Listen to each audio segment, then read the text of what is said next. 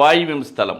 స్థలానికి కానీ గృహానికి కానీ పడమర లేదా ఉత్తరం రోడ్డు గనక ఉంటే దానిని వాయువ్యం స్థలం అంటారు, లేదా వాయువ్యం బ్లాక్ అంటారు. అంటే తూర్పు, పడమర, దక్షిణం, ఉత్తరం, ఈశాన్యం, నైరుతి, ఆగ్నేయం, వాయువ్యం. ఈ యొక్క వాయువ్య స్థలానికి సంబంధించి కూడా గృహ నిర్మాణానికి కానీ లేదా వ్యాపార నిర్మాణానికి సంబంధించి రెండింటికి కూడా పనికి వస్తుంది. కానీ గృహ నిర్మాణం చేసేటప్పుడు మాత్రం లేదు, వ్యాపార సంస్థలకు సంబంధించి అయినా సరే వాస్తుశాస్త్రం ప్రకారం నిర్మాణాలు చేసుకోవాలి. ఎందుకంటే ఉత్తరం రోడ్డు ఉంది, పడమర కూడా రోడ్డు ఉంది అంటే ఈ స్థలం ఉన్నప్పుడు మనం కేవలం గృహ నిర్మాణం మాత్రమే చేసుకున్నప్పుడు, లేదు ప్రహరీ నిర్మాణం చేయనప్పుడు ఉత్తర భాగం ఎంతైనా పెరగవచ్చు.